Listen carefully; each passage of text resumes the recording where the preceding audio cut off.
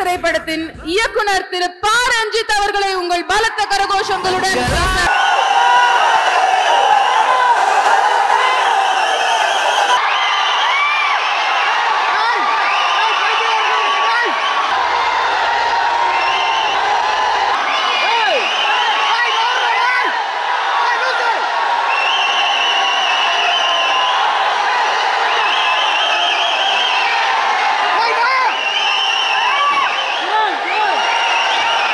ஜெய் பீம். எல்லோருக்கும் வணக்கம். ஜெய் பீம். ஜெய் பீம்பா. ரொம்ப ரொம்ப மகிழ்ச்சியான ஒரு தருணம். அட்டகத்தியில் சிவகுமார் சார் கூட ஆரம்பித்த அந்த ஜேர்னி அண்டு ஞானவேல் சார் மூலமாக ரொம்ப ரொம்ப ஸ்ட்ராங்காக வந்து இந்த தமிழ் சினிமாவுக்கு நான் வந்து அறிமுகமானேன். ஸோ அந்த அட்டகத்தையுமே வந்து ஒரு அன்காம்ப்ரமைஸ்டு ஒர்க்கு, அதை அக்செப்ட் பண்ணிவிட்டு எனக்கு ஒரு பெரிய சப்போர்ட் கொடுத்து இவ்வளோ தூரம் கொண்டு வந்து என்னுடைய வளர்ச்சியில் மிக முக்கியமான ஒரு ஆளாக ஞானவேல் சார் இருக்கார். அவரை மறக்கக்கூடாது அப்படின்றதுக்காக உருவாக்கப்பட்டது தான் தங்கலான் அப்படின்னு நான் நினைக்கிறேன். ஏன்னா அவர் கூட நான் நிற்கணும் அப்படின்னு ஆசைப்பட்டேன். தங்கலான் படம் வந்து அவர் கூட தான் நம்ம சார்பட்டா முடிஞ்சதுக்கப்புறம் வந்து எனக்கு நிறைய வாய்ப்புகள் வந்தது. நிறைய பேர் வந்து படம் பண்ணலான்னு கேட்டாங்க. லைக் அந்த டைமில் வந்து நான் வந்து ஞானவேல் சார் கூட தான் நான் படம் பண்ண போகிறேன் அப்படின்னு சொல்லிட்டு நான் வந்து முடிவெடுத்தேன். அவர் கூட சேர்ந்து இருக்கணும்னு நான் அந்த தருணத்தில் நான் வந்து விருப்பப்பட்டேன். இந்த படம் ஆரம்பிக்கிறப்ப கூட நிறைய பேர் வந்து என்கிட்ட பேசினாங்க, ஏன் ஞானவேல் கூட ஒர்க் பண்ணணும், நிறைய ப்ராப்ளம் இருக்குது அதெல்லாம் சொன்னாங்க. ஆனால் வந்து நான் அவர் கூட பண்ணணும்னு சொல்லிட்டு நான் முடிவெடுத்துட்டேன். ஏன்னா எனக்கு தோணுச்சு அது அப்படி இருக்கணும் அப்படின்னு நான் நினச்சேன். எனக்கு வேறு எதுவுமே தோணலை, ஞானவேல் சார் கூட நிற்கணும் அப்படின்ற மாதிரி எனக்கு தோணுச்சு. ஸோ அவர் கூட நான் நின்னேன். அண்டு அப்படி நின்னதுக்கு அவர் செஞ்ச விஷயம் வந்து சாதாரண விஷயம் இல்லை அப்படின்னு நான் நினைக்கிறேன். தங்கலான்ற ஒரு படம் வந்து நான் இப்படி எடுக்க போகிறேன், இந்த மாதிரி ஒரு ஸ்கிரிப்ட் அப்படின்றப்போ வந்து பட்ஜெட்டில் வந்து சில பிரச்சனைகள் இருந்தது. ஆனால் வந்து ஞானவேல் சார் வந்து படம் முடிகிற வரைக்கும் லைக் வந்து எந்த பிரச்சனையும் இல்லாமல் அண்ட் வந்து நான் நினச்ச ஒரு படத்தை ஒரு அன்காம்ப்ரமைஸ்டாக எடுக்கிறதுக்கு பெரிய சப்போர்ட் பண்ணியிருக்காரு. அண்ட் வந்து இது வந்து ரொம்ப சாதாரண விஷயம் இல்லை, அண்ட் வந்து பெரிய விஷயம் சார். அண்ட் வந்து நீங்கள் சப்போர்ட் பண்ணதுக்கு வந்து என்னுடைய மிகப்பெரிய நன்றிகள். அந்த நன்றியை நான் வெற்றியாக கொடுக்கணும்னு தான் ஆசைப்பட்றேன்.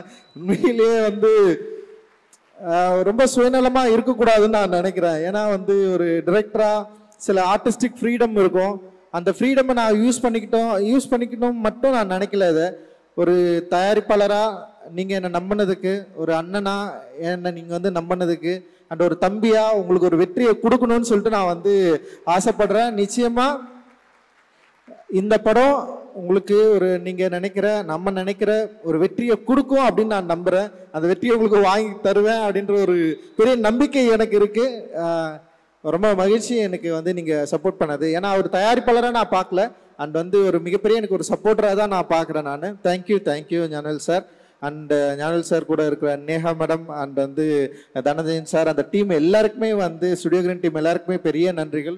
நிச்சயமாக இந்த படத்தை வந்து சரியான இடத்துல நீ கொண்டு போய் சேர்ப்பீங்க அப்படின்ற பெரிய நம்பிக்கையோடு இருக்கிறோம். அண்ட் ரொம்ப தேங்க்யூ. அண்ட் அவருக்கு சப்போர்ட்டாக இருக்கிற சக்தி உங்களுக்கும் என்னுடைய நன்றி. அண்ட்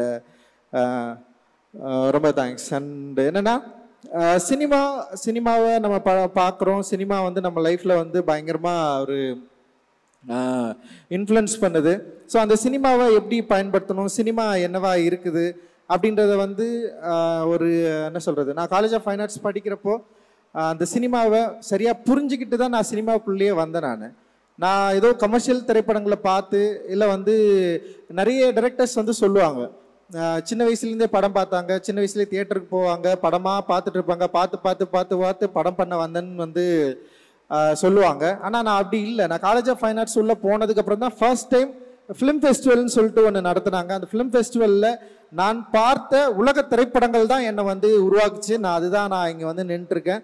அதில் முக்கியமாக சில படங்கள் இருக்குது, children of heaven, life is beautiful, cinema paradise, ஒரு ரன்ரோலா ரன் சொல்லிட்டு இந்த படங்கள் எல்லாத்துக்கும் ஒரு ஈரானிய திரைப்படங்கள், இந்த படத்தில் எல்லாத்துக்குமே என்னென்னா ரொம்ப சோஷியலாக அந்த சமூகத்துடைய பிரதிபலிப்பாக அந்த திரைப்படங்கள் வந்து இருந்தது.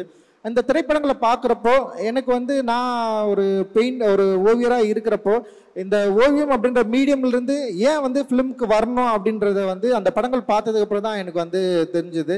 ஸோ நம்ம வந்து படம் எடுத்தால் நம்முடைய பிரச்சனைகளை வந்து பிரதிபலிக்கலாம், நம்ம லைஃப்பை வந்து பேசலாம், நம்மளுடைய சொல்லப்படாத கதைகளை வந்து நம்ம வந்து சினிமாக்குள்ள சொல்லலாம். அண்ட் சினிமா வந்து ரொம்ப ஒரு பாப்புலராக பவர்ஃபுல்லான மீடியமாக இன்னைக்கு வந்து இருக்கு.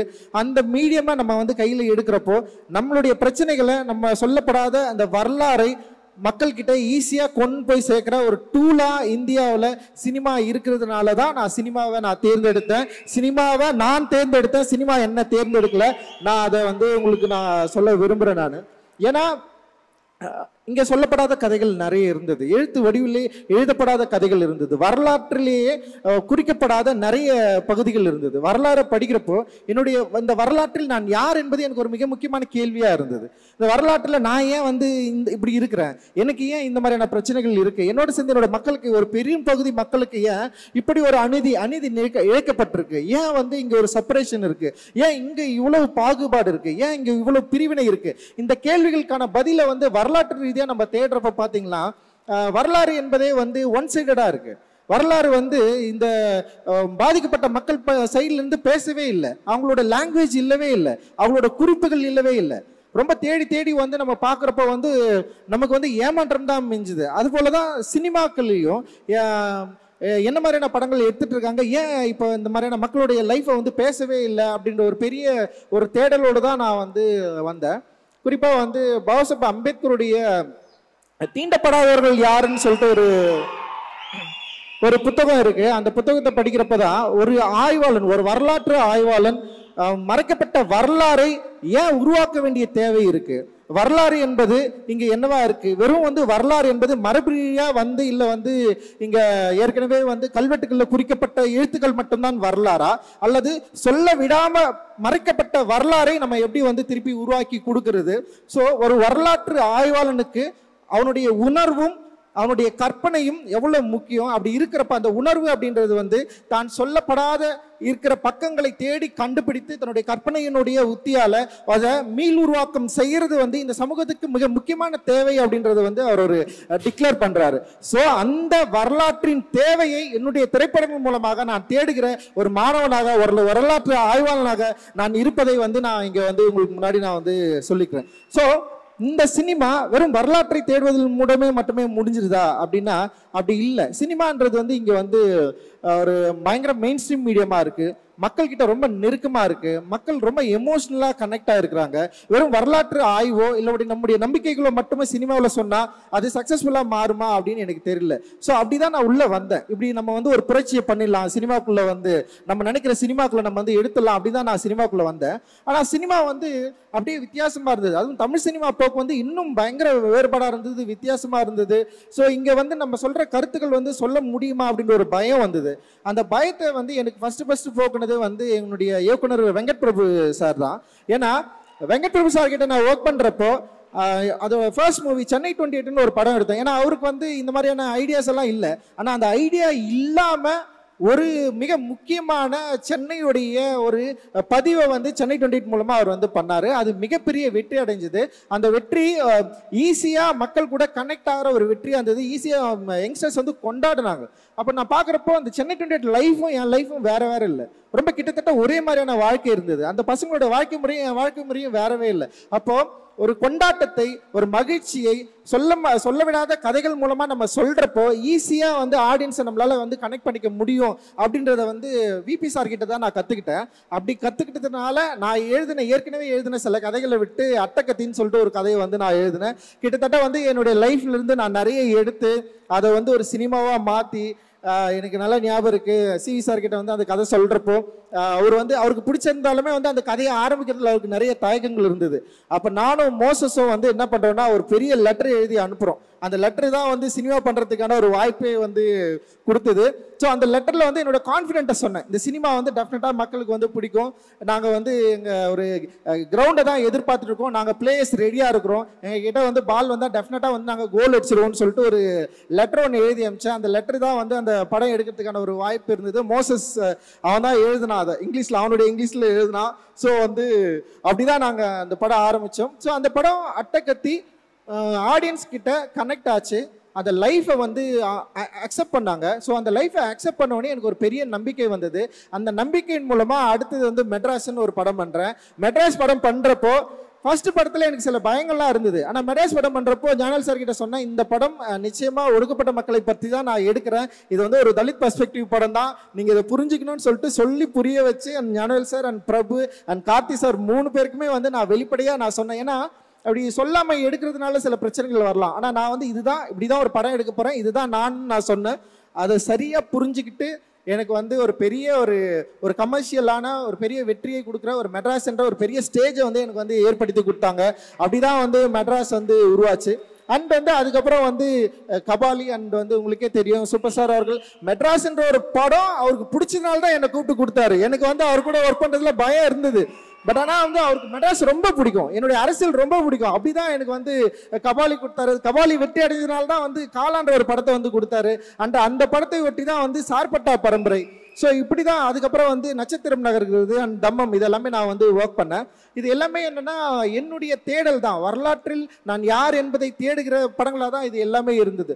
ஸோ இப்படி இருக்கிறப்ப தான் வந்து விக்ரம் சார் வந்து என்னை வந்து கூப்பிட்டாரு. நம்ம வந்து சார்பட்டா படம் முடிஞ்சதுக்கப்புறம் வந்து சேர்ந்து ஒர்க் பண்ணலான்னு சொன்னார். எனக்கு வந்து ஏன்னா விக்ரம் சாரை வந்து எனக்கு பல வடிவங்களில் பிடிக்கும், பல கேரக்டர்லாம் பிடிக்கும். அவர் வந்து எப்படின்னா மற்ற கமர்ஷியல் ஆக்டர்ஸ் மாதிரி நான் வந்து சாரை நான் பார்த்ததில்லை. ஏன்னா அவர் வந்து அந்த கேரக்டருக்காக தன்னை வந்து என்ன சொல்கிறது அதை மாற்றிக்கிற விதம் இருக்குது இல்லை. இப்போது ஐ படத்தில் வந்து ஒரு சின்ன போர்ஷன் தான் வரும், அதுக்காக வந்து ஒருத்தர் வந்து இப்படி ஒருத்தர் நிற்பாரா, கிறிஸ்டியன் பெல் மாதிரி ஒருத்தர் வந்து ஒல்லியாகி இந்த அளவுக்கு மயக்கம் அடைகிற அளவுக்கு பல்லெல்லாம் விழுந்து இப்படி ஒரு ஆக்டர் வந்து பண்ண முடியுமா அப்படின்றது இருக்குல்ல. அண்ட் வந்து இந்த கலையை நேசிக்கிற ஒரு பயங்கரமான ஒரு கலைஞன் கூட வந்து சேர்ந்து ஒர்க் பண்ணுறது வந்து இட் இஸ் நாட் அது ரொம்ப ஈஸியானது கிடையாது. எனக்கு ரொம்ப சவாலாக இருந்தது. நான் யோசித்தேன், ஏன்னா விக்ரம் சார் மாதிரி ஆட்கள்லாம் முதல்ல வந்து நம்ம ஒர்க் பண்ணுறப்ப ஃபஸ்ட்டு நம்ம சொல்கிறத அவர் கேட்கணும், அவர் கேட்பாரா. ஏன்னா வந்து பொதுவாக வந்து ஒரு டிரெக்டருக்கே இருக்கிற ஒரு விஷயம் நம்ம எழுதிட்டோம், அந்த எழுதுனதை நம்ம சொல்கிறத கேட்டு பண்ணணும். ஏன்னா அவருக்குன்னு சில டிமாண்ட் இருக்கும், அந்த டிமாண்டை நம்ம மேலே வந்து ஃபோர்ஸ் பண்ணாருன்னா என்னால் இது பண்ண முடியாது அப்படின்ற மாதிரி நான் யோசித்தேன். அப்படி நான் மீட் பண்ணுறப்பவே வந்து நான் அது அவருக்கும் நான் வந்து கொஞ்சம் நான் சொல்ல ட்ரை பண்ணேன்.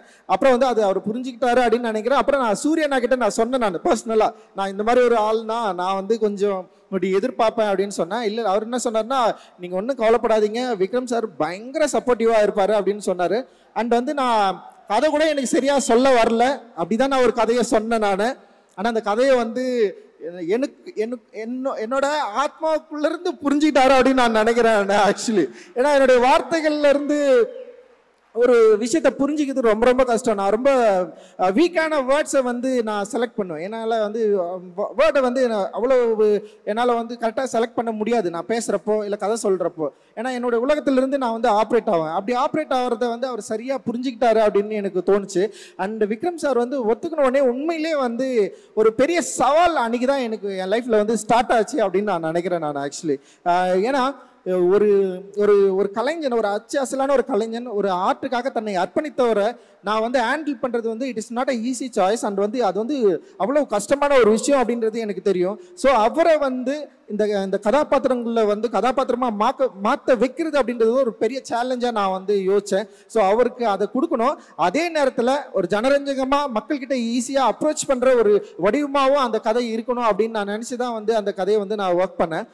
அந்த கதையை எழுதி முடிச்சதுக்கப்புறம் வந்து அந்த கதை வந்து என்னை வந்து பல இடங்களில் வந்து என்னை வந்து ட்ராவல் பண்ணிச்சு. நான் நிறைய விஷயங்களை வந்து நான் வந்து தெரிஞ்சுக்கிட்டேன். அந்த கதை எழுதுறப்போ என் கூட இருந்த தமிழ் பிரபா அண்ட் வந்து அழகப்பெருவன் அண்ணா இவங்க கூட வந்து பெரிய டிஸ்கஸ் பண்ண, தமிழ் பிரபாவும் எனக்கும் வந்து பெரிய டிஸ்கஷன் ஆச்சு.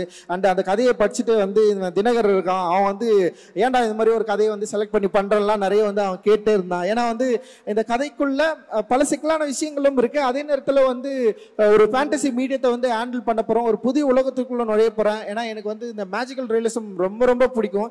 அந்த மேஜிக்கல் ரியலிசத்தை வந்து கொஞ்சம் இந்த கதையில் வந்து ஹேண்டில் பண்ணலாம் அப்படின்ற மாதிரி வந்து நான் ட்ரை பண்ணுறேன். ஒரு புதிய ஜானரை நோக்கி இந்த படம் போகுது அப்படின்னு எனக்கு தெரியும். ஸோ அப்படி அந்த உலகத்தில் நுழையிறப்போ எனக்கு வந்து ரொம்ப சப்போர்ட்டிவாக இருந்தது இவங்க எல்லாருமே தான். அண்ட் வெரி கான்ஃபிடென்ட்டாக இருந்தது. அந்த கான்ஃபிடென்ட்டோடு தான் வந்து நான் இந்த படத்துக்குள்ளே போனேன். அண்ட் வந்து விக்ரம் சார் வந்து அதை ரொம்ப பயங்கரமாக ஈஸியாக மாற்றினார் என்ன செட்டில். அது வந்து ரொம்ப சாதாரண விஷயம் இல்லை. இந்த ஃபர்ஸ்ட் டேவே வந்து நான் எதிர்பார்த்த ஒரு தங்கலானா வந்து அப்படி நின்னார் அவர். அந்த ஒரு காடையனா வந்து நின்னாரு. It is not a easy, very tough. ஒரு காடையன், அதாவது தங்கலான் வந்து கொஞ்சம் பீரியடுக்கு முன்னாடி, காடையன் இன்னும் பின்னாடி. அப்படி இன்னும் பின்னாடி இருக்கிறப்ப வந்து காடனுடைய உடல் வடிவமைப்பு அண்ட் வந்து அதோட ஸ்டேஜிங்கு இது எல்லாமே அண்டு படம் ஷூட் போகிறதுக்கு முன்னாடி வந்து ரிஹர்சல்ஸ் வந்து இருந்தது. அதுக்கும் வந்தார். ஒரு பெரிய பயங்கர சப்போர்ட்டிவாக இருந்தார். அண்ட் அந்த படத்தை வந்து அவர் நடிக்கிறப்போல அது வந்து ஒரு பெரிய ஒரு ஆக்சுவலி வந்து ஒரு ஸ்கூல் மாதிரி தான் எனக்கு வந்து தெரிஞ்சது. ஒரு ஆர்ட்டை, ஒரு ஆர்டிஸ்ட்டை ஒரு ஹேண்டில் பண்ணுறது வந்து எப்படி அப்படின்றத வந்து நான் வந்து கற்றுக்கிட்டேன். ஆக்சுவலி பயங்கரமாக ஒரு என்ன சொல்கிறது, ஒரு ஆசிரியரை ஷேப் பண்ணுறது வந்து it is not easy, right? நம்ம வந்து ஒரு மாணவனை ஷேப் பண்ணலாம். ஒரு ஆசிரியராக இருக்கிறவர் வந்து நம்ம வந்து அவரை வந்து ஸ்டேஜ் பண்ணுறது, நடிக்க வைக்கிறது, அவர் நம்ம சொல்கிறது கேட்குறது. இப்போ அவரே சில விஷயங்கள் சொல்லுவார், ரஞ்சித் இப்படி பண்ணலாமான்னுவார். எனக்கு என்ன பண்ணணும்னா வந்து அப்படி கேட்டாரேன்னு சொல்லிட்டு யோசிச்சு பண்ண வேணான்னு தான் சொல்லுவேன். சார் வேணாம் சார், இதுதான் எனக்கு வேணும் அப்படின்னு சொல்லுவேன் நான்.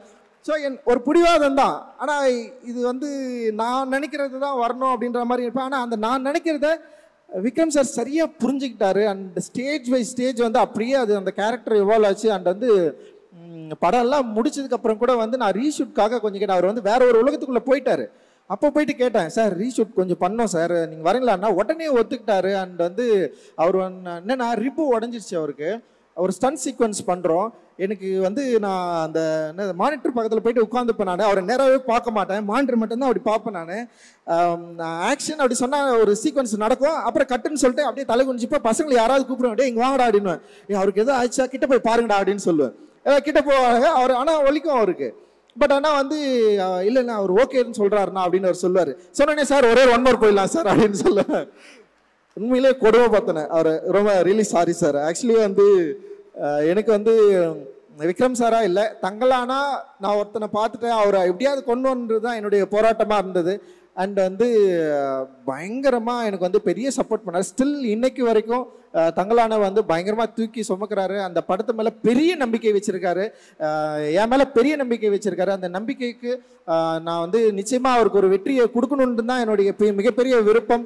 அது நிச்சயமாக ஒர்க் ஆகும் அப்படின்னு நான் நினைக்கிறேன். நான் இப்படி ஒரு கலைஞனை தேர்ந்தெடுத்ததுக்கு அப்புறம் இவர் கூட ஸ்டேஜ் பண்றதுக்கு வந்து சில பேர்கள் நான் வேணும்னு சொல்லிட்டு யோசிக்கிறப்போ அண்ட் வந்து எனக்கு வந்து விக்ரம் சாரன் சொன்னோடனே அப்படியே அவருக்கு ஆப்போசிட்டா தெரிஞ்சது வந்து பசுபதி அண்ணன் தான். லைக் வந்து பசுபதி அண்ணன் மாதிரி எல்லாம் வந்து ஒரு ஆள் வந்து வாய்ப்பே கிடையாது. நம்ம வந்து நடிக்கணும்னுலாம் சொல்ல வேண்டிய அவசியமே இல்லை, இதுதான் கேரக்டர் அப்படின்னு சொன்னோடனே இந்த படத்துல வந்து ஒரு கெங்குன்னு ஒரு கேரக்டர் அப்படியே வந்து நின்னாரு. அது ஒரு லாங்குவேஜ், அந்த என்ன சொல்றது, அந்த டயலாக்ட் வந்து செம்ம மாடுலேஷனை கொண்டு வந்தாரு. புதிய ஒரு நடிப்பு பரிணாமத்தை வந்து காட்டினாரு. அண்ட் வந்து அந்த ப்ராசஸ்ல அவர் இந்த படத்தை எவ்வளோ நம்பினாரு, எப்படி வந்து அந்த இப்போ தங்கலானுக்கு ஆப்போசிட்டா வந்து ஒரு கெங்குன்னு ஒருத்தர் வேணுன்றதுல வந்து பயங்கரம் புரிஞ்சுட்டு செம்ம ஒர்க் வந்து பண்ணியிருக்காரு. ரொம்ப கஷ்டப்பட்டாரு. பசுபதி அண்ணனுக்கும் வந்து ஒரு அவருடைய உடல் உபாதை பிரச்சனைகளை மீறி வந்து அந்த இடத்துல அங்கே ஸ்டேஜ் பண்ணதில் அந்த ஆக்டிங்கில் அவர் என்ன பண்ணுவார்னா அப்படியே சைலண்டாக எல்லாரையும் வாட்ச் பண்ணிட்டே இருப்பார். அவர் டயலாகில் அவரோட சீக்வன்ஸ் அப்படின்னு வரப்போ வந்து எல்லாரையும் வந்து காம்படிட் பண்ணி பயங்கரமாக அப்படி நிற்பார். அவர் ஒவ்வொரு விஷயத்துலையும் வந்து அவ்வளவு ஒரு போட்டி மனப்பான்மையோட வந்து நடித்தார் அவர். அண்ட் வந்து என்னால் அது பயங்கரமாக ஃபீல் பண்ண முடிஞ்சது. நிச்சயமாக பசுபதி அண்ணா ஒர்க் வந்து உங்களுக்கு எல்லாருக்கும் இந்த படத்தில் பயங்கரமாக பிடிக்கும் அப்படின்னு நான் வந்து நம்புகிறேன். அண்ட் வந்து பார்வதி அண்டு மாளவிகா ரெண்டு முக்கியமான ஒரு நிறைய பெண்கள் கேரக்டர்ல இந்த படத்தில் இருக்குது. அண்ட் அரசாணியா நடிச்ச பிரீத்தி, இவங்க எல்லாருமே வந்து பயங்கரமாக பண்ணியிருப்பாங்க. அண்ட் பார்வதியை வந்து நான் பூ படத்துலேருந்தே நான் வந்து ஃபாலோ பண்ணுறேன். பார்வதியை நம்ம நடிக்க கூப்பிடணும்னா அதுக்கேற்ற மாதிரி நான் ஒரு ஒர்க்கை எழுதணும் அப்படின்னு சொல்லிட்டு நான் வெயிட் பண்ணேன். ஸோ நான் எழுதி முடிச்சதுக்கப்புறம் வந்து பார்வதி நடித்தாதான் நல்லா இருக்குன்னு சொல்லிட்டு பயங்கர வாண்டிங்காக அவங்கள வந்து அப்ரோச் பண்ணேன். அண்ட் வந்து அவங்களும் வந்து அதை வந்து அக்செப்ட் பண்ணாங்க. அண்டு ஸ்பாட்டில் வந்து பெரிய சப்போர்ட்டிவாக இருந்தாங்க. அந்த கங்கம்மாவை தேடுறதுக்கு வந்து அவங்க முயன்ற விதம் அண்ட் வந்து பார்வதி நிறைய கம்ப்ளைண்ட் பண்ணிட்டே இருந்தாங்களே, நான் ஏன் பேச மாட்டேன்றா, பார்க்க மாட்டேன். இந்த படம் வந்து ஒரு கருணையற்ற மனிதனாக இருந்தால் தான் எடுக்க முடியும் அப்படின்னு எனக்கு வந்து தோணுச்சு. ஒரு நார்மலாக இருந்தால் நம்மளால் எடுக்கவே முடியாதுன்னு சொல்லிட்டு ரொம்ப கஷ்டப்பட்டுட்டே இருப்பேன். நிறைய வந்து ஒன் மோர் டேக் போவோம், எக்கச்சக்கமான டேக்ஸ் போவோம். இவங்க மட்டும் இல்லாமல் வந்து சப்போர்ட்டிங் ஆக்ட்ரஸாக நடிச்ச நிறைய பேர் இருக்கிறாங்க. எல்லாருமே பிரில்லியன்ட் ஆக்டர், வேற லெவலில் ஆக்ட் பண்ணியிருப்பாங்க. நீங்கள் அந்த படத்தில் பார்த்தீங்கன்னா எவ்ரி ஃப்ரேம்ஸ் வந்து அவங்க நடிச்சுட்டே இருப்பாங்க. ஸோ அவங்க எல்லாரையும் நடிக்க வச்சுட்டு ஒரு பெரிய கூட்டத்தை நடிக்க வைக்கிறது, அவங்களுக்கு வந்து அந்த எனர்ஜி வந்து எல்லா ஷாட்லேயும் இருக்கணும். நம்ம வந்து திருப்பி திருப்பி ஒன் மோர் போயிட்டே இருப்போம், அவங்கள நடிக்க வச்சுட்டே இருக்கணும். அது வந்து ஒரு நார்மலான மனுஷனாக இருந்தால் பண்ண முடியாது. ஸோ நான் என்ன பண்ணேன்னா, எல்லாரையும் நான் ஹர்ட் பண்ணுறேன்னு சொல்லிட்டு எனக்குள்ள பயங்கரமாக நான் ரொம்ப ஹர்ட் ஆகிட்டேன். நான் அப்படி கிடையவே கிடையாது. என் படம்னா ரொம்ப ஜாலியாக எடுப்பேன், சந்தோஷமாக இருப்போம் நாங்கள் எங்கள் செட்டில். பட் ஆனால் வந்து இவ்வளோ ஹர்ட் பண்ணி பண்ணதுனால என்னால் பேச முடியல. எப்படியாவது வந்து நல்லா எடுத்துடணும், இவ்வளோ கஷ்டப்படுறாங்க, இவ்வளோ அவங்களுடைய எஃபர்ட்டை போடுறாங்க, அதனால் வந்து எப்படியாவது படத்தை நல்லா எடுத்துடணும், சரியாக வந்துடணும் படம்னு சொல்லிட்டு அந்த மன உளைச்சிக்குள்ளே போயிட்டு நான் கிட்டத்தட்ட வந்து அந்த படம் முடிகிற வரைக்குமே அந்த ஜேர்னி தான் இருந்தது. அந்த நேற்று கூட வந்து ஞானல் சார் கேட்டார், என்னங்க இன்னும் ஒரு மாதிரி இருக்கிறீங்க, ஜாலியாகன்னு சொன்னார். என்னால் முடியல. படம் ரிலீஸ் ஆகிட்டு மக்கள் பார்த்து அதை அக்செப்ட் பண்ணுற வரைக்கும் வந்து நான் அதுக்குள்ளே தான் இருப்பேன் அப்படின்னு நான் நினைக்கிறேன். அண்ட் வந்து மாளவிகாவுடைய அவங்க உள்ளே வந்தது, அவங்க போட்ட எஃபர்ட்டு, அண்ட் வந்து ரொம்ப சாதாரணமாக நான் நடிச்சிட்டேன் அந்த கேரக்டரை பண்ண முடியும்னு சொல்லிட்டு. பட் ஆனால் வெரி வெரி டஃப்பான ஒரு கேரக்டர். அவங்க அதை வந்து தூக்கி சுமந்தாங்க, அவங்களால முடியல. அவங்க கை காலெல்லாம் உதறும், கையெல்லாம் வலிக்கும், ரொம்ப பெயினாக இருக்கும். ஆனாலுமே நான் வந்து ஒன் மோர் கேட்டே இருப்பேன். அவங்க பண்ணிட்டே இருந்தாங்க. அவங்களுக்கு வந்து பயங்கர சப்போர்ட்டிவாக அந்த ஸ்டன் மாஸ்டர் நம்ம சாம் இருக்காரு. சாம் வந்து ஒரு கரடு முரடான ஆள். நான் எடுறான்னா எல்லாரையும் அடிச்சு போட்டு நிற்பார். அப்படியே எல்லாருமே அடிப்பட்டு தான் விழுவாங்க. ஆனால் வந்து அவ்வளோ சப்போர்ட்டிவாக இருந்தார். And thank you Malavika. அண்ட் நீங்கள் and Daniel your star. Daniel எப்படின்னா வந்து லாங்குவேஜ் பிரச்சனை, அப்புறம் டேனியலுக்கும் நமக்கும் கல்ச்சர் பிரச்சனை. டேனியல் பிரிட்டிஷு, இட்டாலியன், அங்கிருந்து இவர் வராரு. பாலா இருக்கிறான் பாரு, பாலாவுக்கு தெரிஞ்ச இங்கிலீஷில் டேனியலுக்கு ஒன்று சொல்லி கொடுப்பான். நான் ஒன்று கேட்பேன், பாலா அவனுக்கு தெரிஞ்ச இங்கிலீஷில் டேனியலுக்கு ஒன்று சொல்லுவான். அப்படி ஒரு பிரச்சனை நடக்கும். அப்புறம் நான் போய் கேட்பேன், டேனியல் கிட்ட சொல்லுவேன், டேனியல் இப்படி பண்ணுன்னு சொன்னால் பாலாவை கூப்பிடுவோம், பாலா நீ இதுதான்டா சொல்லு அப்படின்னுவான். உடனே பாலா சொல்லுவேன், அண்ணா நீங்கள் ஸ்கிரிப்டில் இது தானே நான் எழுதிருக்கிறீங்க அப்படின்னா, அது இல்லைடான்னு சொல்லி. ஸோ ஒரு அண்ட் டேனியல் வந்து அந்த கேரக்டர் வந்து வேற மாதிரி வந்து ஒர்க் பண்ணியிருப்பாரு. Thank you Daniel. And Hari and Ashokan, ஹரியெல்லாம் வந்து நான்லாம் யோசிக்கவே மாட்டேன். நான் ஒரு கேரக்டர் எழுதிட்டேன், இது பண்ணணும், ஹரியால முடியும்னா அவன் பண்ணுவான். அந்த மாதிரி ஒரு கேப்பபிளான பயங்கரமான ஆர்டிஸ்ட். அண்ட் அசோகன்லாம் வந்து வேற லெவலில் போகிறான். அண்ட் முத்துக்குமார், எவ்ரிதிங் எல்லாருமே. இப்போ எங்கள் பூர்வதாரணி நடிச்சிருக்கு, அப்புறம் வேங்கமலானையோ யாழினி நடிச்சிருக்கு, அப்புறம் குட்டி பொண்ணு ஒன்று நடிச்சிருக்கு. எல்லாருமே வந்து ஆக்டராக நடிச்சவங்க. முக்கியமாக என்னென்னா அந்த பேக்ரவுண்ட் ஆர்டிஸ்ட். ஏன்னா இவங்க எல்லாருமே வந்து என்னென்னா பேக்ரவுண்ட் ஆர்டிஸ்ட்டை நீங்கள் பார்த்தீங்கன்னா படத்தில் வந்து ரொம்ப சாதாரணமாக அவங்களுடைய வேலையை ரொம்ப பயங்கரமாக பண்ணியிருப்பாங்க. வேற லெவல் எக்ஸ்ட்ரானரி ஒர்க். அண்ட் அவங்க பட்ட கஷ்டம் அதெல்லாம் ரொம்ப சாதாரண விஷயம். அதெல்லாம் வந்து நம்ம வந்து சொல்ல முடியும். அடிபட்டு ஓடுவான் ஒருத்தன், அப்படியே பார்க்காம கண்டுக்காம திரும்பிடுவேன். நான் அப்படி ஒருத்தர் மயக்கச்சி விழுந்துருவாரு, நான் என்ன பண்ணுறதுன்னே தெரியாது. ஆனால் வந்து உடனே நான் வந்து ஷூட் ஆரம்பிக்கணும். ஸோ அந்த அளவுக்கு வந்து ஒரு மோசமாக தான் நடந்துக்கிட்டேன். Really sorry. நீங்கள் ஆனால் பெரிய லெவலில் எனக்கு வந்து சப்போர்ட் பண்ணீங்க. அண்டு தேங்க்யூ ரொம்ப நன்றி. அண்ட் வந்து என்னுடைய டெக்னீஷியன்ஸ் வந்து அண்ட் கிஷோர் வந்து என்னுடைய கனவை சுமந்த கிஷோர்னு நான் சொல்லலாம். கிஷோராக இருக்கட்டும், அந்த எடிட்டர் இருக்காங்களா செல்வா, 2 பேரும் வந்து பயங்கர. அந்த ஆர்ட் டைரக்டர் வந்து மூர்த்தி சாரு வேற லெவலில் வந்து அவங்க எல்லாமே வந்து எனக்கு வந்து பெரிய சப்போர்ட் பண்ணாங்க. அப்புறம் வந்து உமா இருக்காங்க, அண்ட் வந்து அறிவு அண்ட் மௌனன் யாத்திரிகன், அண்டு எல்லாருமே வேற லெவலில் வந்து நமக்கு வந்து சப்போர்ட் பண்ணாங்க. அண்டு மியூசிக் டைரக்டர் வந்து அண்டு ஜிவியை பொறுத்த வரைக்கும் என்னன்னா, எனக்கு வந்து நான் சந்தோஷ் கூட தொடர்ந்து ஒர்க் பண்ணதுனால எனக்கு ஒரு ஒர்க் ஸ்டைல் இருந்தது.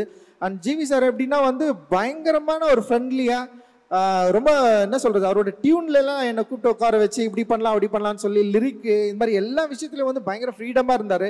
அண்ட் என்னென்னா நான் என்ன நினைக்கிறேன், நான் என்ன சினிமா உருவாக்க நினைக்கிறேன், என்னோட ஃப்ளேவர் என்ன, எனக்கு என்ன இருக்கிற ஒரு பாலிடிக்ஸை சரியாக புரிஞ்சுக்கிட்டு அவருடைய அந்த வரிகள்லேருந்து அந்த மியூசிக்லேருந்து அந்த படத்தை வந்து உருவாக்குறதுல வந்து மிகப்பெரிய சப்போர்ட்டிவாக இருந்தார். அண்ட் என்னை சரியாக புரிஞ்சுக்கிட்டாரு, என்னோட எமோஷனை ரொம்ப கரெக்டாக புரிஞ்சுக்கிட்டு மியூசிக்காக வந்து வெளிப்படுத்திருக்காரு. அண்ட் அவரோட டீம் வேற லெவல் டீம் அவர் வந்து வச்சிருக்காரு. அண்ட் வந்து அவங்களுக்கு எல்லாருக்குமே நான் இந்த டைமில் வந்து நான் தேங்க்ஸ் சொல்லிக்கிறேன். அண்டு பெரிய சப்போர்ட் என்னுடைய அண்ட் உதவி இயக்குனர்களுக்கு எல்லாருக்குமே நன்றி. எல்லாரும் வந்து உங்களை வாழ்த்துறாங்க. அதே மாதிரி நீங்கள் எல்லாருமே நல்ல படமாக எடுத்து பெரிய லெவலில் வரணும் அப்படின்னு நான் நினைக்கிறேன். அண்டு நிறைய இப்போ ஸ்டில் ராஜா அண்ணன் அண்டு வந்து இப்போ ஸ்ரவன் காஸ்டியூம் டிசைனர் இருக்காங்க, அனிதா மனைவி அனிதா வந்து காஸ்டியூம் டிசைன் பண்ணியிருக்காங்க, அண்ட் ஏகாம்பரம் வந்து பண்ணியிருக்காங்க. அண்டு பயங்கரமாக சூப்பரான ஒர்க். அண்டு நான் மகிழ்ச்சி சிரிக்கிறேன், அடி என் பொண்ணு சிரிக்கிறா.